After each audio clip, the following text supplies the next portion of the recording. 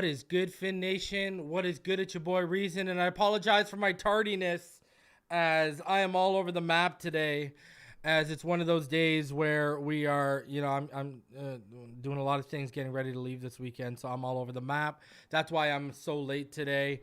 I was going to join a space today. I didn't get home. I was expecting to be home by 2:33. Man, I didn't even get home. I went straight and picked up my daughters at 4, and then I got home, and then wife started making dinner, and here we are, baby. So let's get to it. We got a ton to talk about today. We're going to talk about some Jonathan Taylor. Obviously, the Dolphins, they back at it today for day 16 of training camp before the next 2 days will be joint practices. Now, remember, if you are planning on attending joint practice tomorrow, I believe that's been canceled and it's no longer open to the public.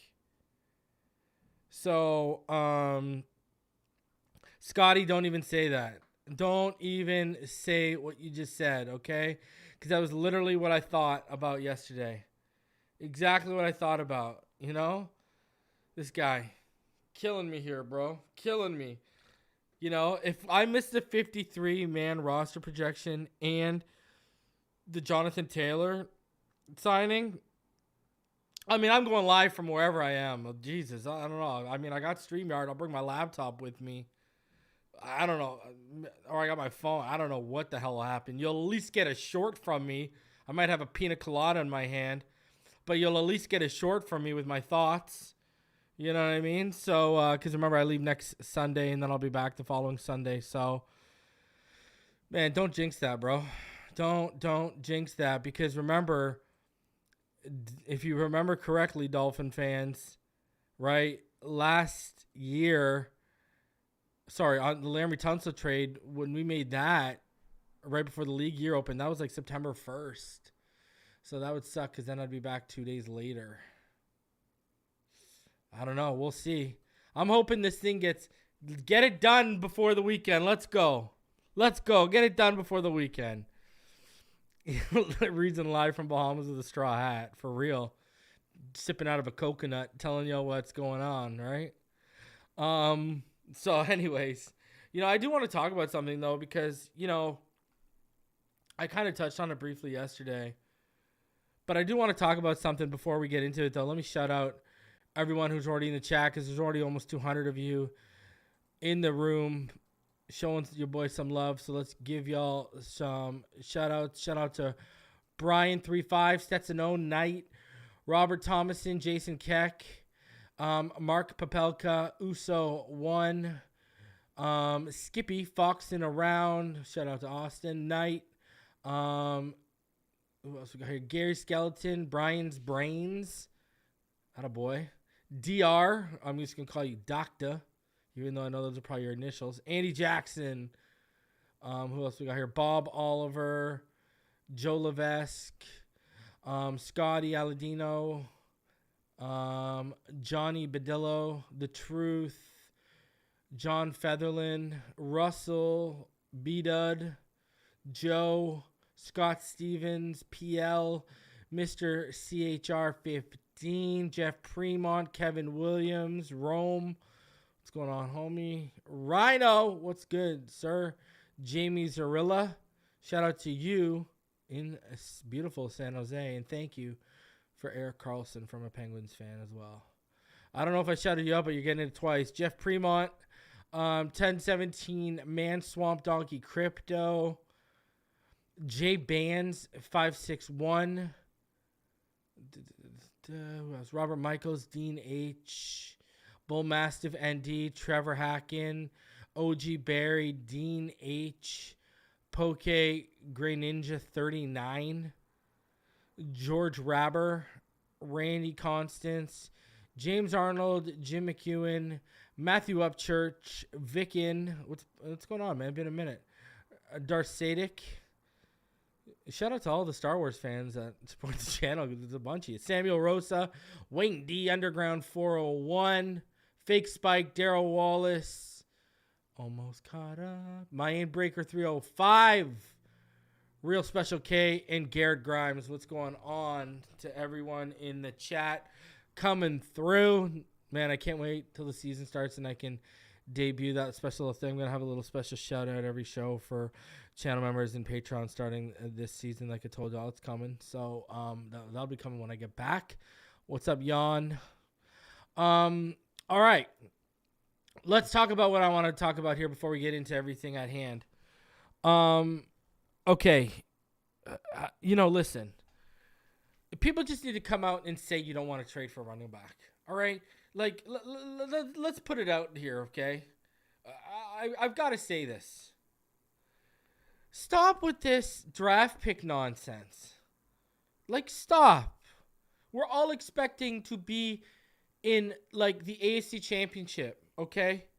Let's stop acting like the 28th, the 29th, or the 30th, or 31st, or 32nd pick of the first round is gold. Because, like I keep telling all y'all, usually you have about 18 to 22 first-round grades on an excellent, out-of-this-world year. You might got 24. Okay? So you don't got 32 first-round grades. That's number one. Number two, when you get into the second and third year, now, if you got that second-round pick, it's going to be late in the second round, and it's a glorified second-round pick. I just don't get why these people are so clinging to... Listen. Let me ask you this. Between creator or fan that you know in this community, does anyone love the draft more than I do? Hell no. Should anyone be out here pom-pomming and cheering for more draft picks? Should it be reason? 110%. But people, ladies, gentlemen, children of all ages, we are in a 2 to 3 year winning window. To be quite frank, I don't give an FUCK about picks right now. I'm trying to win a Super Bowl. Even if we won an AFC Championship or had a magical run to the AFC Championship, but we gave it, and I'm not even saying, let's not even use Jonathan Taylor, but to acquire an impact player. No one would be crying. None of y'all would be thinking about that pick once we get down, when we're in the AFC Championship. Or God love us, holding that Lombardi trophy. Listen, I don't understand the pearl clutching of draft picks when I think all of us watching this channel we're pretty much in consensus that we're expecting a deep playoff run. Well, with a deep playoff run comes a least valuable pick. Now, every pick is value, but there's a reason why there's the Johnson chart. There's a reason why there's value assigned to each pick. This is what I keep telling everyone. And I don't get... let's just use an example. Let me just use an example for you here. I didn't even think of doing this, but I'm going to do it right now because you might as well. Let's just look at an example, okay? Let's say we have the 28th pick, so we almost go the distance. All right, let's just say that. Right? We'll put us there, okay? We'll put us at 28. Actually, you know what? Let's go 29. We made the AFC Championship, okay? That pick is worth 640 points at 29. At 28, it's worth 660, so not much of a difference. Put it into perspective. The number 1 overall pick is worth 3,000 points. The number 10 pick is worth 1,300 points. Hell, you don't hit the thousands till you get to 16. All right? I just don't understand the pearl clutching here. Like, let's put it in perspective here, okay? Let's say we now are in the second round and we have the 61st pick, which is the 4th last pick in the second round. It's worth 290 points. 290 points. You know how much the first pick in the third round is worth? 265. There's a literal difference value of 25 points.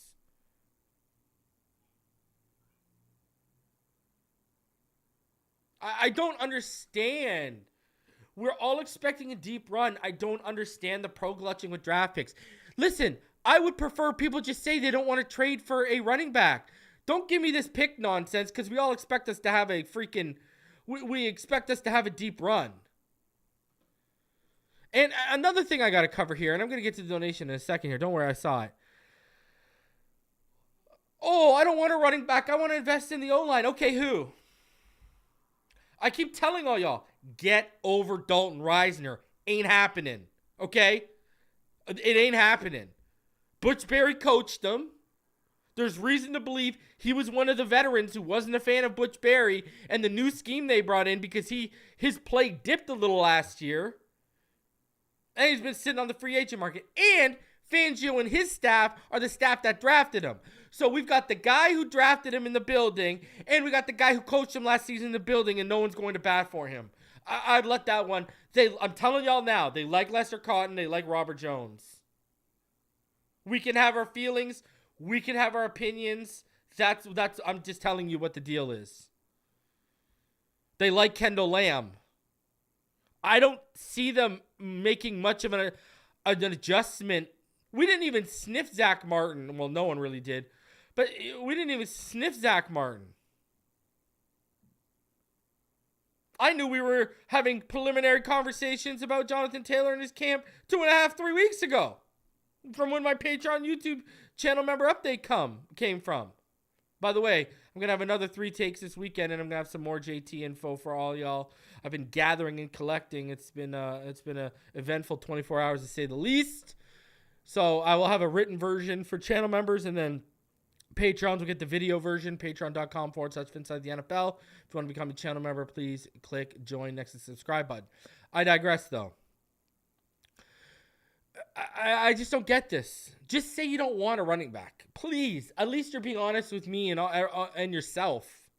Okay? Please. Please. All right? That's where I'm at. Listen, and where am I at with Jonathan Taylor? I'll tell you right now, if a stud offensive lineman became available, I'd say go that way.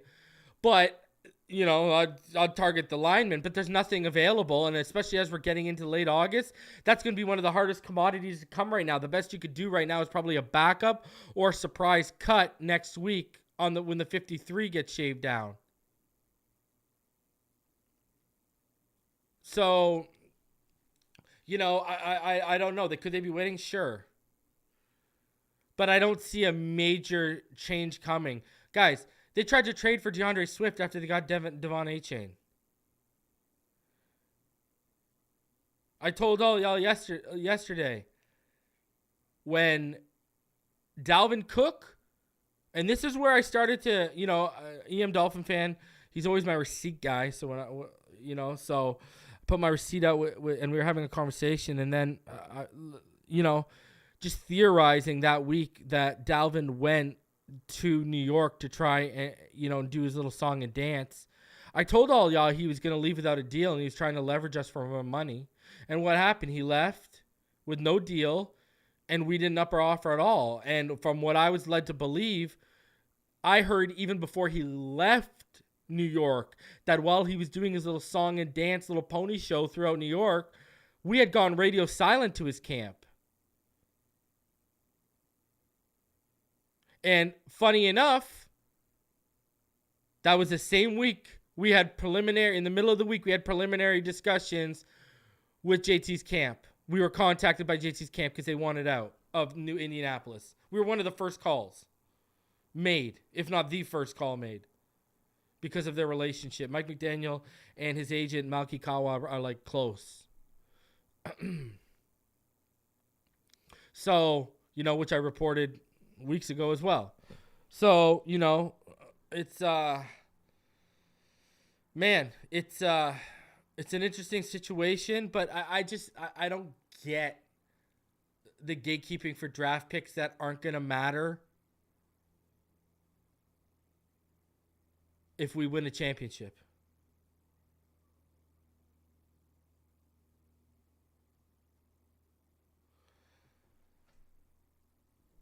Elpad says, one thing I found confusing is how Miami was willing to trade for Cook in his Minnesota contract, but wouldn't be willing to pay him similar to his Minnesota money when he's a free agent. Well, could be a couple factors, but I got one for you.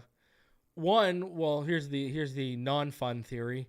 They could have restructured that contract when they got him and guaranteed him some more money like they did with Ramsey. Just moved money around, played with money. Number two, and this is the fun one, I go back to what I just said. They had their offer on the table. He went to New York to try and get a deal on the table, and leverage more money into Miami. And we went radio silent because we found out JT was available. 24-year-old versus 28-year-old going on 29. And the 24-year-old is 2021 rushing champion, and it was in the MVP conversation. You know, options became available, my friend. So you got either A, they were going to restructure, and that was the idea, or B, they were going to wait it out when you hit free agency and other options became available, and that's why they weren't willing to come up from their price.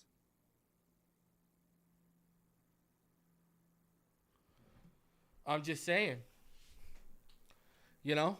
So, different ways to look at it, right? All I know is this is real.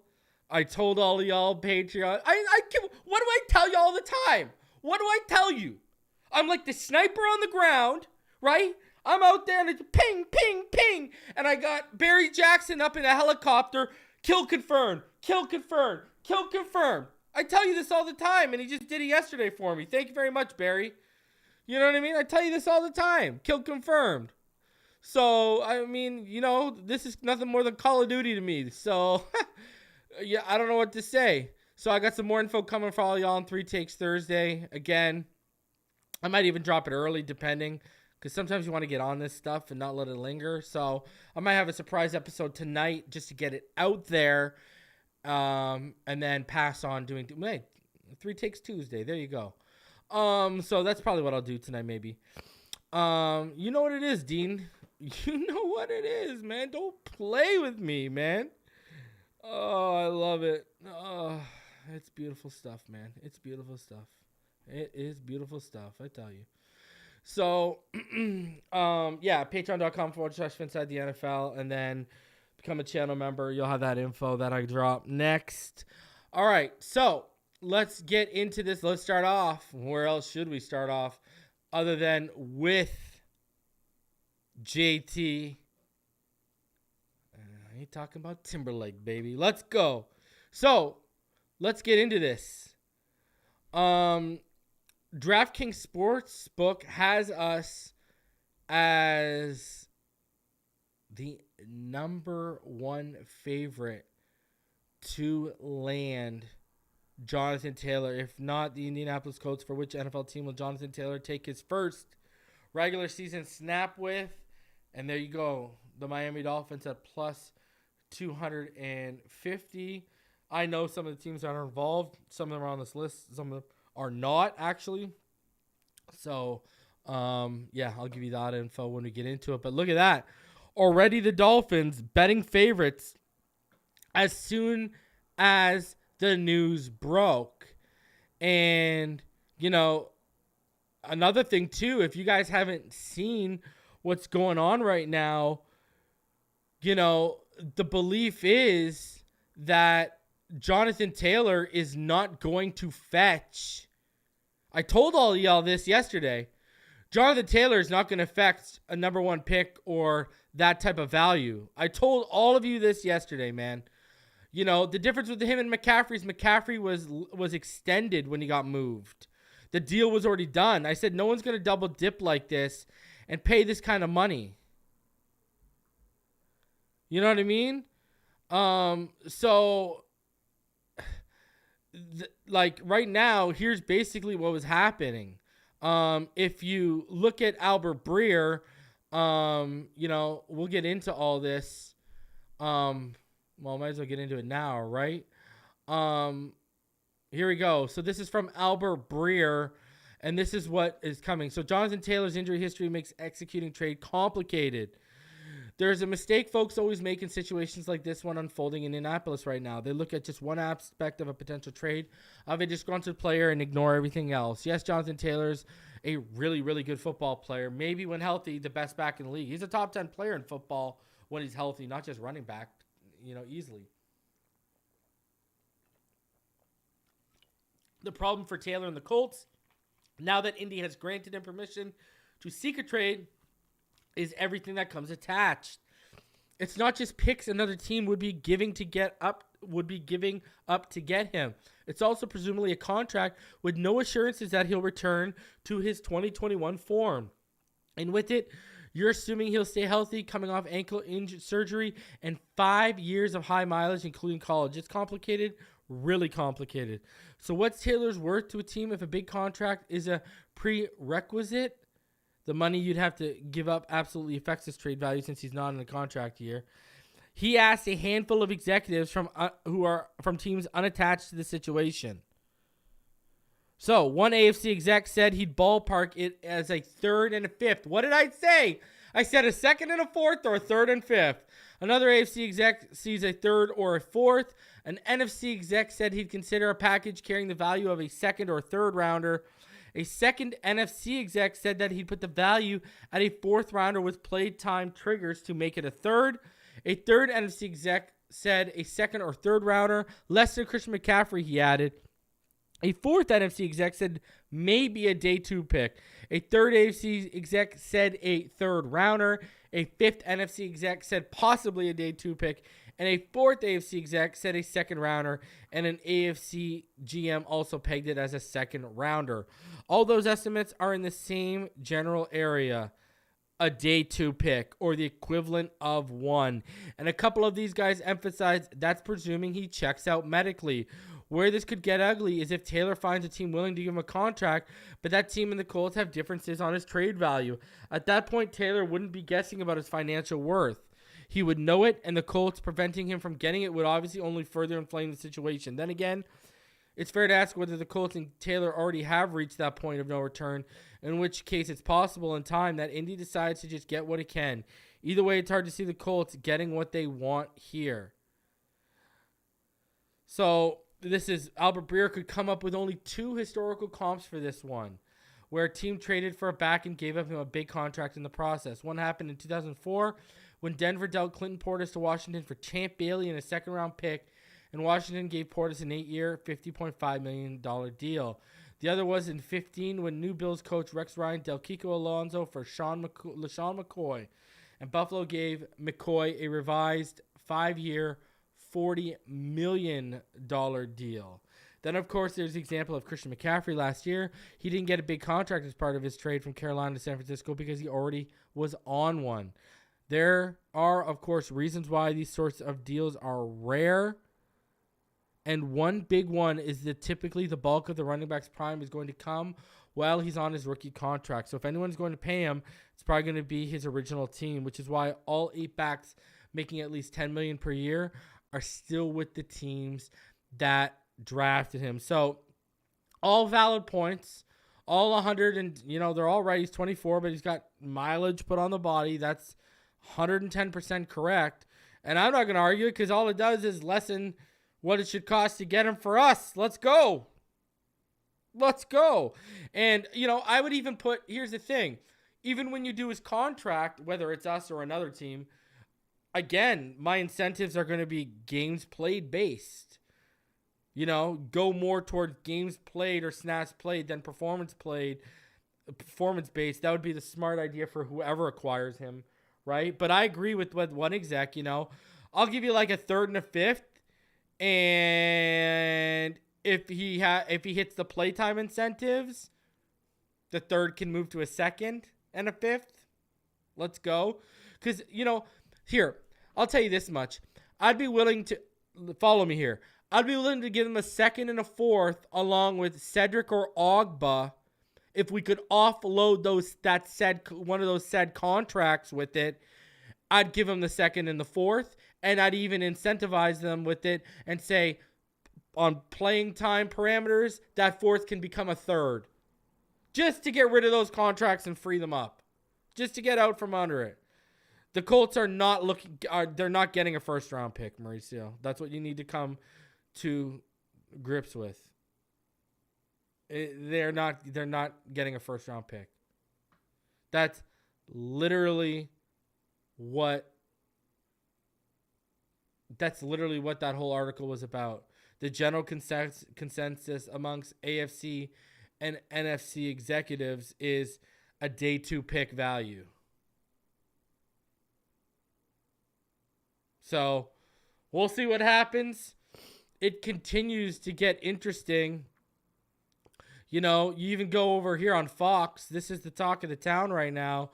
Fox over here, you know, the Indianapolis Colts have explicitly said they're trading star running back Jonathan Taylor, but on Monday, the writing on the wall that Taylor will be moved essentially went from pencil to permanent marker. He requested a trade from Indianapolis in late July because the two sides hadn't agreed on terms of extension. Taylor's frustration starts with the fact the Colts haven't even discussed contract numbers for an extension, let alone made an offer as he enters the last year of his rookie deal. So, and I've heard there's pressure on him from the running back collective. There's pressure on him to reset that market. So here are the odds from PointsBet. So we looked at DraftKings earlier. PointsBet has us at plus 120. Even better than the 250 that DraftKings. Let's go. Bucks at 2, Bills at 4, Bucks at 2, Bills at 3, Vikings at 4, Saints at 5, Cowboys at 6. So previously, Colts owner Jim Irsay said the team wouldn't trade Taylor. However, Irsay has now reversed course, and the team will have to decide if they want to give up what it takes to acquire Taylor. So there you go, man. There you go. Multiple betting outlets have us as the number one spot. We'll see what happens. Now, Barry Jackson, his article, when all this stuff was going wild last night on this is what Barry said.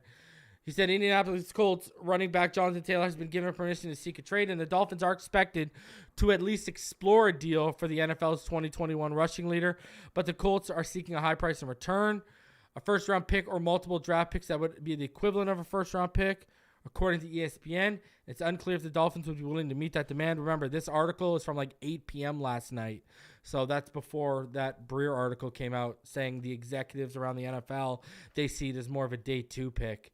Taylor has been seeking a contract extension for several weeks. His rookie deal expires after this season, and the Colts declined to give him a new deal and initially rebuffed his trade request before relenting on Monday. The Dolphins hold Taylor in high regard because of his age and elite production.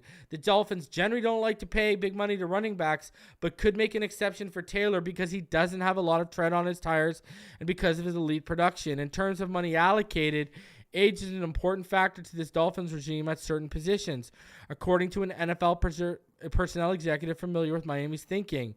Taylor has rushed for 3,841 yards and averages 5.1 yards per carry in 3 NFL seasons with 33 rushing touchdowns. He also has 104 catches for 803 yards and 3 receiving touchdowns.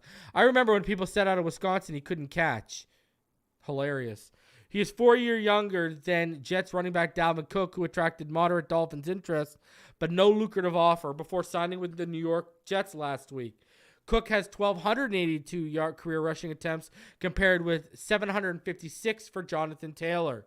Taylor led the league in rushing yards with 1,811 yards on 5.5 yards per carry in 2021. He ran for 861 yards on 4.5 yards per carry in 11 games last season, but missed time in October, December, and January with an ankle injury. He is on the physically unable to perform list and has not practiced or played since being placed on injured reserve in December because of an ankle injury, which required January surgery. Yeah, that's definitely going to hurt his trade value too.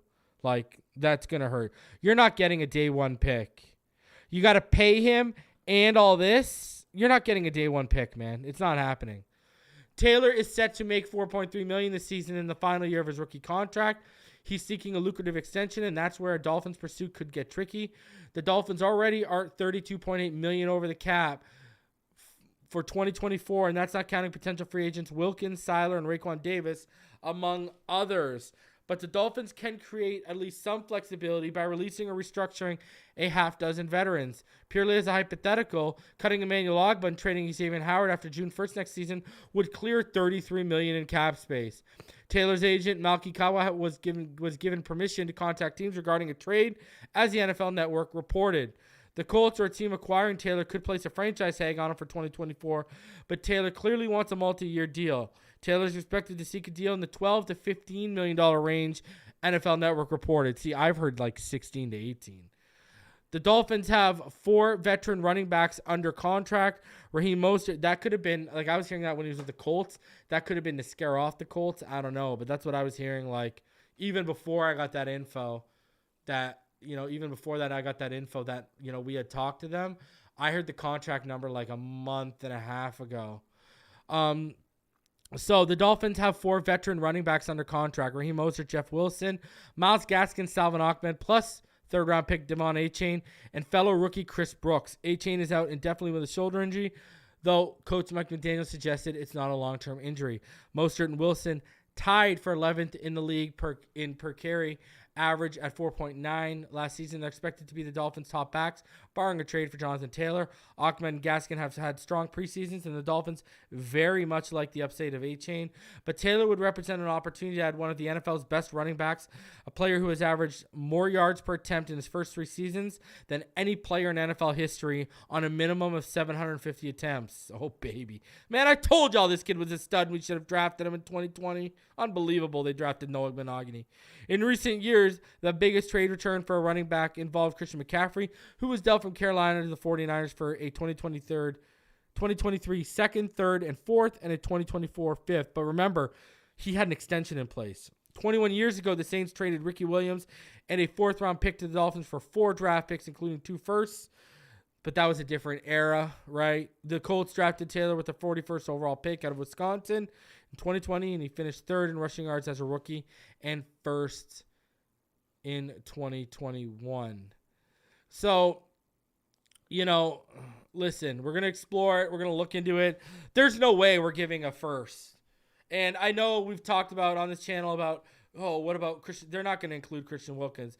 Ogba or Cedric I could see as being pieces they dangle. But I got a little more information on who a player could possibly be, and that'll be coming in the 3 Takes episode as well. So be on the lookout for that. Y'all are going to really, really like that 3 Takes coming for you. It's going to be juicy. I'll probably do it tonight for all y'all too, just to get it done. Now, all that Jonathan Taylor stuff, if you didn't see it today too,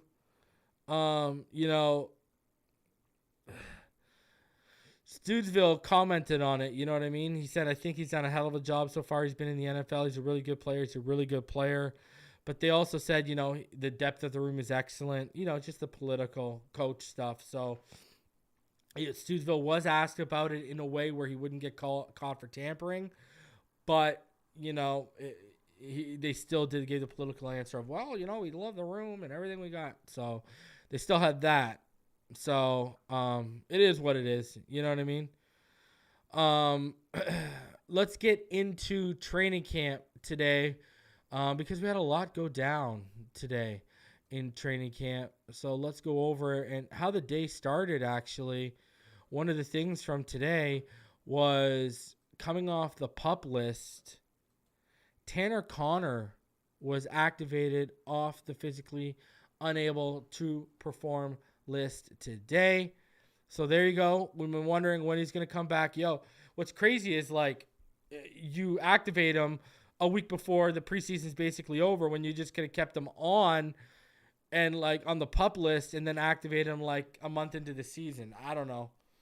Maybe, hey, then again, we've all seen what that tight end room has looked at as time. So they're probably eager to get Tanner Connor out there, get him some reps and see what he can offer them, right? Let's not lie to ourselves right now. Woo. Shout out to the homie Fake Spike 94 member for 29 months, baby. Let's go. You are 7 months away from a year. And he says, enjoy your vacation. You deserve it. I appreciate you, my friend. Thank you very much. All right. So let's get into today. And let's get into the training camp report, because it started off rough for Tua, but then he started throwing dots. So let's first take a look at the highlights, and then we'll get into the training camp reports. Boy's getting loose as a goose on the sideline. Love it.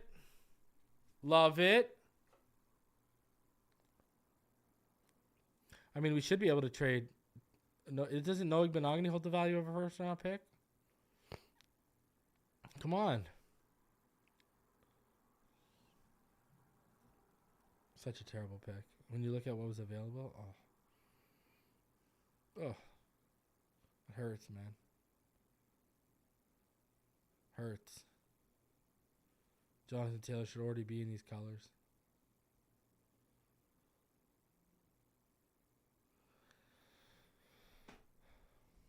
Corners, defense getting loose.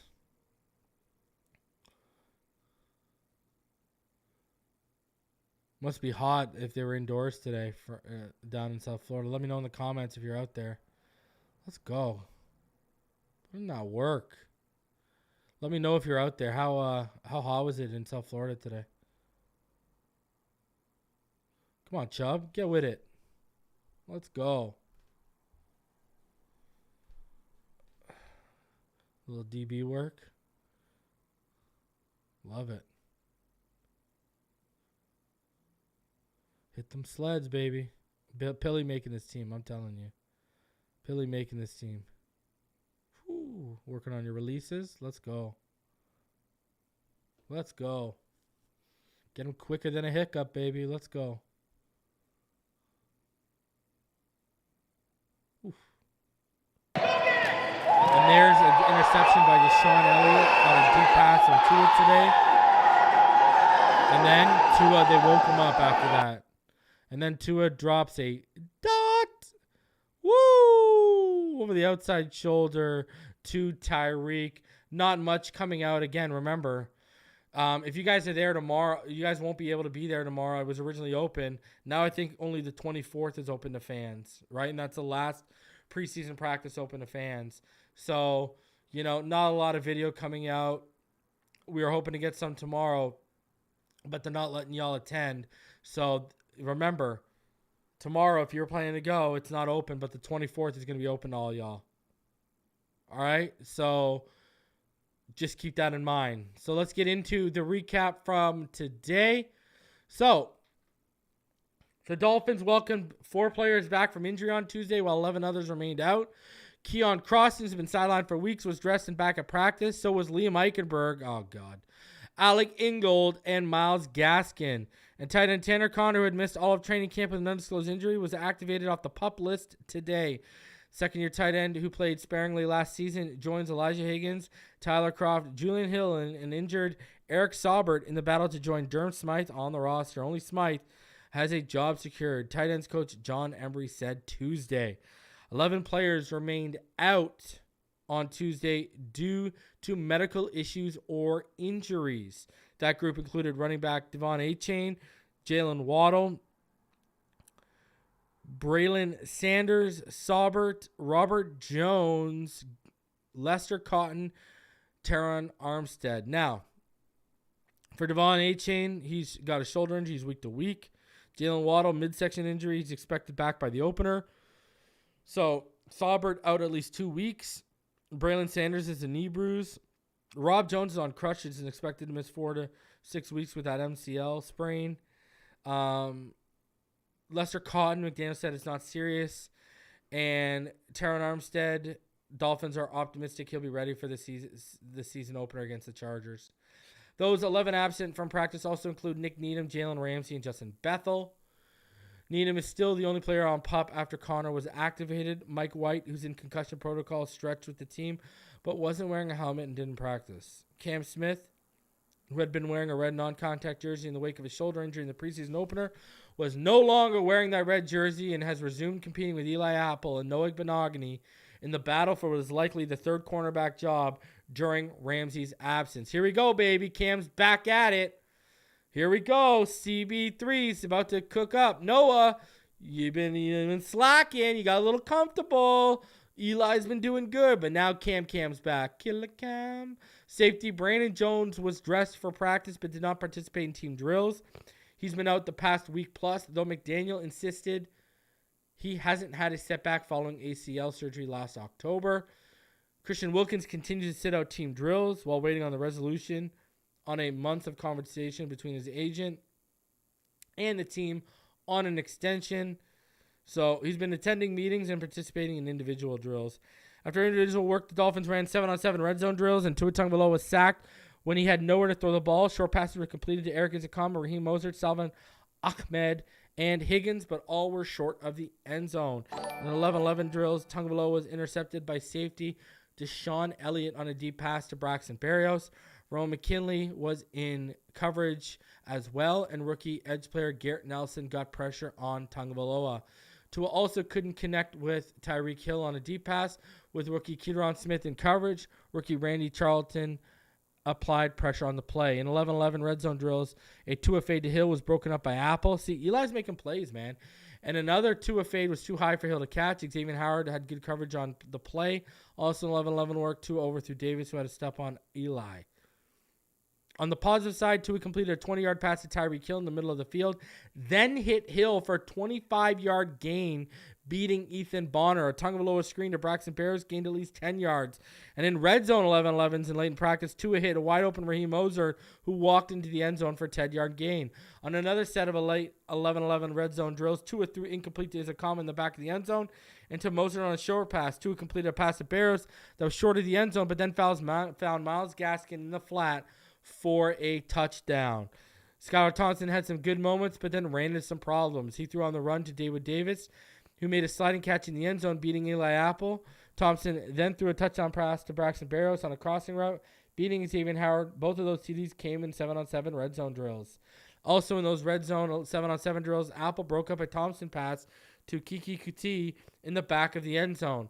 Then Thompson threw incomplete to Davis in the end zone and threw another pass out of the back of the end zone. Minutes later, Thompson threw an interception to Javon Hall in 11-11 drills. The pass was intended for Cedric Wilson, but Howard deflected it, and Holland caught the ricochet. Thompson also threw a short pass to Hill for a 10-yard gain. Later in 11-11 work, Thompson completed 10-yard passes to Mostert and Higgins. Thompson completed a 15-yard pass to Hill, and Chris Brooks gained 10 yards on the short pass from Thompson. Thompson passed to Izakama, gained at least 5 yards, but Josiah Bronson and Jaylen Twyman then deflected passes thrown by Skylar.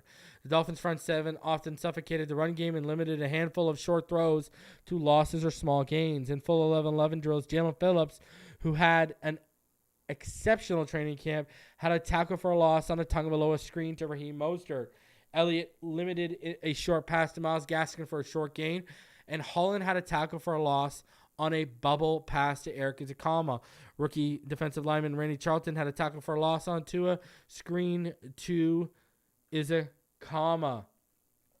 Emmanuel Ogbah had a tackle for a loss on a pass to Ahmed behind the line of scrimmage. DeShon Hand had a tackle for a loss on Gaskin, screen pass reception from James Blackman. So there you go. James Blackman got some reps today. The defense also dominated against the Dolphins' run game. Defensive lineman Raekwon Davis and cornerback Kader Kohu stuffed an inside run by Mostert, and Davis then stood up Ahmed on another inside run. Linebacker Duke Riley had a tackle for a loss on the Gaskin run, and linebacker Jerome Baker had a tackle for a loss on another Gaskin run. Edge player Cameron Good had a tackle for a loss on a Mostert run, and defensive lineman Zach Sealer had a tackle for a loss on an inside run by Brooks, and later had a sack on Thompson and a sack on Tagovailoa. A Mostert run in the red zone 11-11s gained only 2 yards.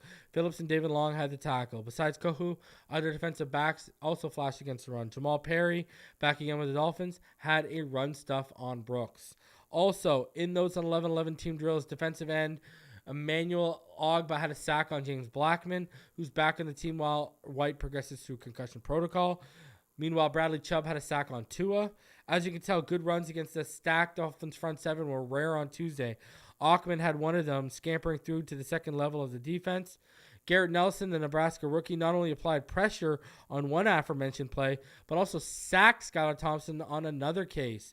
Nelson had a solid camp and seems likely to be kept on the practice squad at the very least. Jason Sanders connected on field goals from 30, 35, 38, 48, 52, and 54 yards. Noah Benogany had a pass breakup on a Blackman pass to Ingold, and Chubb applied pressure.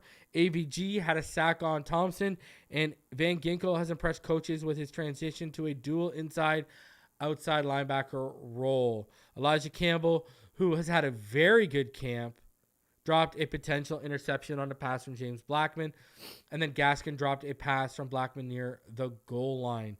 Jerron Christensen, who hasn't been able to gain a foothold in the battle for backup tackle job, was also called for a false start today. So again, Tua, kind of like the game, starts off a little rough in 11-11, but then gets it together, makes a bunch of nice plays. Thompson turned the ball over too, but he also clearly was making some nice throws today.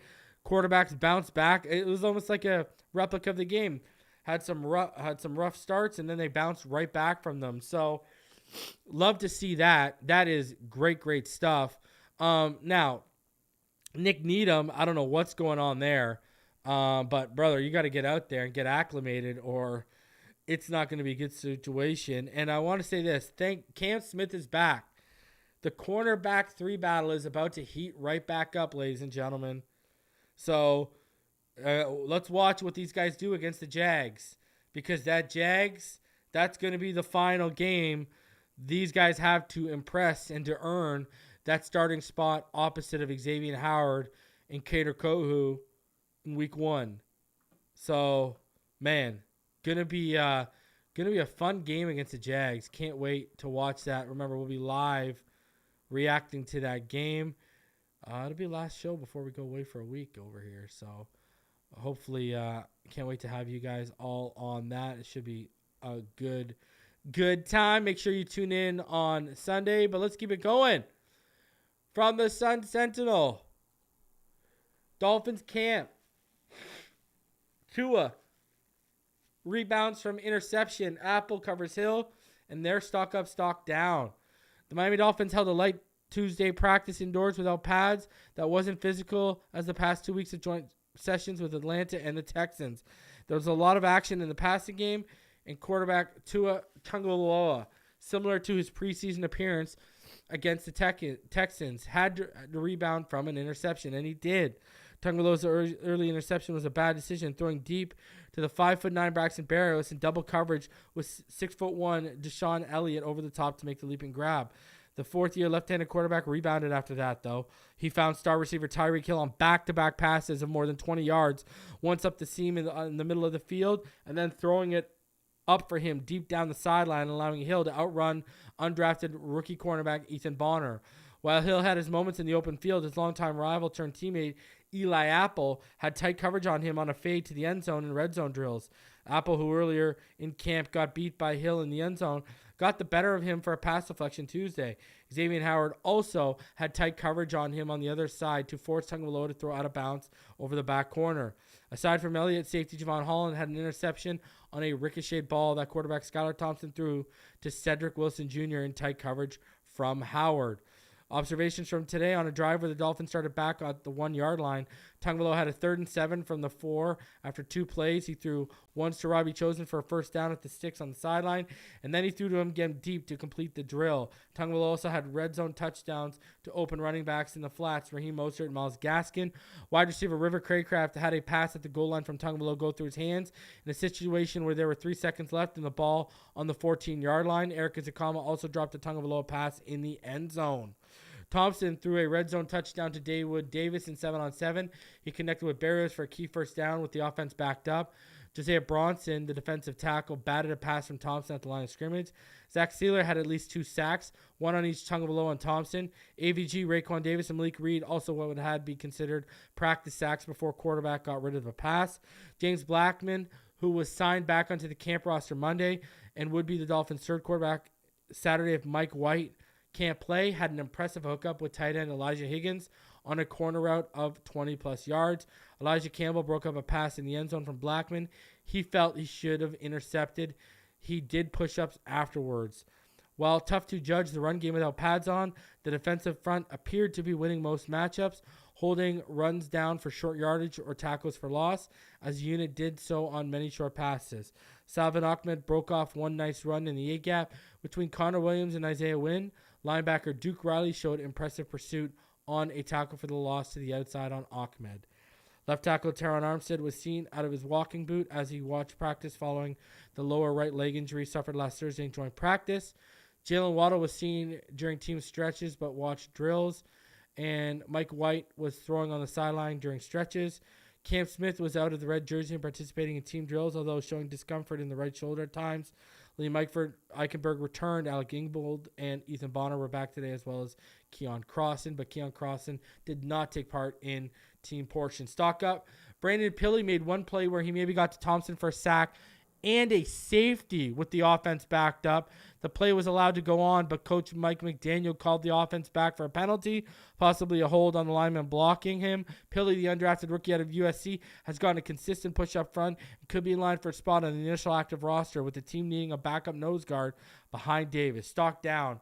River Craycraft had a costly situational drop in the simulation where the game was on the line, and Tagovailoa threw a perfect pass to him on the goal line. He brings value depth to the receiving corps and familiarity with McDaniel's offense going back to San Francisco. But after he didn't make the initial 53 last season, he needs to make these kinds of plays in camps with more competition in the Dolphins receiving corps this year. So, I mean, hey, I agree with that. If you're going to you got to make the plays, brother. You got to make the plays. River Craycraft, we're all cheering for you. But if you're going to be your own worst enemy and not help yourself, there's nothing we can do. But I got to say this. DeShon Elliot seems to, he had listened to Vic Fangio and he had heard the rumblings that no one had locked down that spot. And it looks like he's been stepping up his game lately. So it's going to be very interesting to see as this all unfolds because, Brandon Jones has not come back. So the window is wide open for DeShon Elliott. And it seems like over the last week, he's really started to come on a little bit here. So let's hope we continue to see progress from DeShon Elliott. All right. Continuing on here. Here are the observations and the highlights and lowlights from today. Obviously, happy birthday, Vic Fangio. It was his 65th birthday. What stood out perhaps more than anything was the return of several players coming back. So it was a good day for Sealer and Tua despite a pick. While Wilkins continued to skip team periods, fellow defensive lineman Zach Sealer continued to dominate those. He had a couple of would-be sacks in 11-11 periods, continuing a really strong summer performance. The highlight on defense, though, probably was DeShon Elliott's leaping interception, which we saw the highlight of when Tua Tagovailoa tried to hit Braxton Berrios on a bomb toward the right middle of the field. That was one of the only blips for Tua, who overall had a very good practice. It concluded with two great completions to Robbie Chosen, a short one outside the numbers despite tight coverage, and an even better one down the seam in the face of pressure. Tua also had a perfect deep pass to Tyreek Hill down the right sideline after Hill got behind Ethan Bonner, whose coverage actually wasn't that bad on the play. Tua also had a couple of nice back shoulder throws, a completion down the middle of the hill, another one to Robbie Chosen, which he couldn't bring down. Neither Skylar Thompson nor James Blackman, who was re-signed Monday to serve as a third quarterback in practice while White is in the concussion protocol, had any particularly noteworthy throws.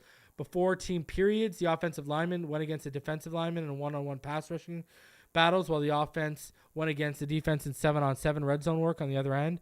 In the lineman session, Austin Jackson held off Jaylen Phillips on 2 separate reps.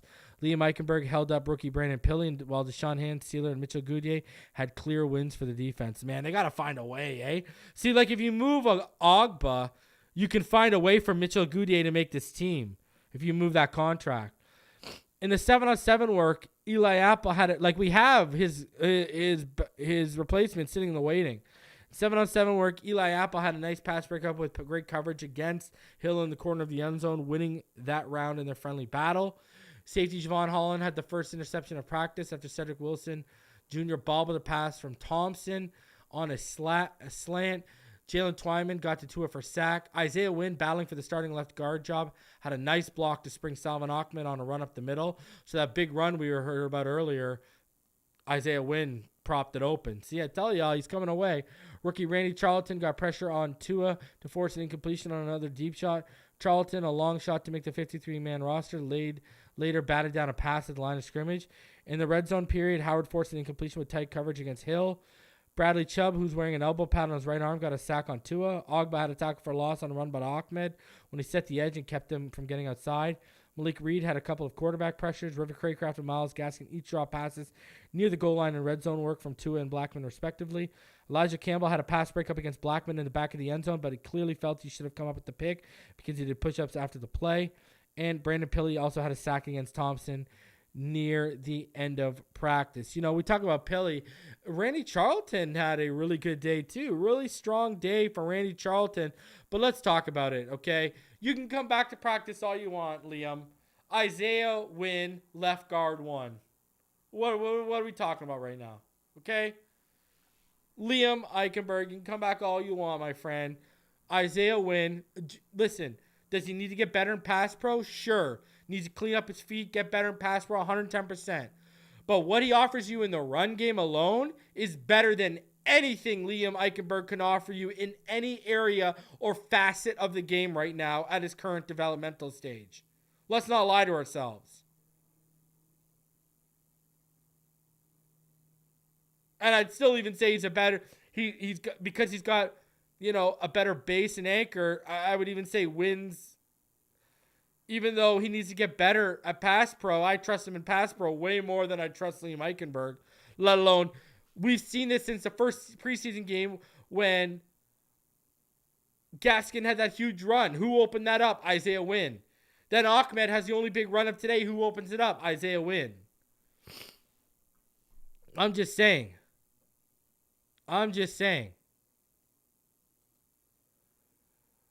All right. Now, their stock up report from Omar today was stock up. They got DeShon Elliot. And Elliot, who has 35 NFL starts on his resume, has had a decent but unspectacular camp. That explains why he hasn't locked down the starting spot next to Jaylen Holland. Plenty will be determined from now until the start of the regular season with that position, so it's a good thing that Elliot had one of his better training camp practices, picking off Tua Tagovailoa pass intended for Braxton Bears. He was also extremely effective during Miami's red zone work, but his short area work isn't the issue. It's his lack of range that's left the door open for Elijah Campbell and Rowan McKinley. Elliot needs a strong week of practice and a solid game performance against the Jacksonville Jaguars to lock down a week 1 start. The other top performer today, Xavien Howard. Holland picked off Skylar Thompson on a pass intended for Cedric Wilson that Xavien Howard knocked out of Wilson's hands. It was one of a handful of interceptions Holland has pulled in this training camp as he's worked to adjust to a new scheme which features him being used in numerous roles, handling various responsibilities on a play-by-play basis. Considering the Dolphins' defense is built around Holland, let's hope that he's capable of handling everything that's put on his plate and that the Dolphins find a safety who complements him. There you go, Raekwon Davis up today. Davis had taken an extensive amount of snaps the past 2 weeks because of Wilkins' hold-in, and the 6'7", 340-pound nose tackle has progressively gotten better at collapsing the pocket, producing quarterback pressures and sacks. During Monday's red zone work and goal line-centric work, Davis recorded 2 would-be sacks on Tagovailoa and gave Connor Williams fits all practice. Does this mean Davis is ready to place Wilkins? No, but it hints that he might be able to handle a 30-snap-per-game workload without a massive drop in effectiveness. Stock down was Myles Gaskin.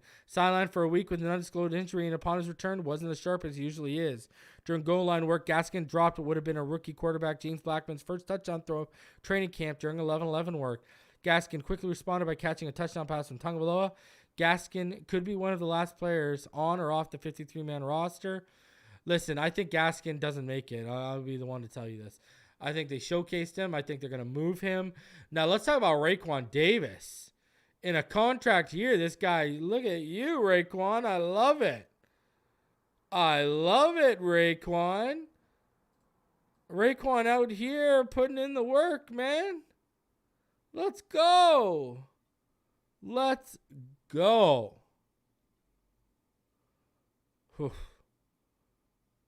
Let's go. Let's go.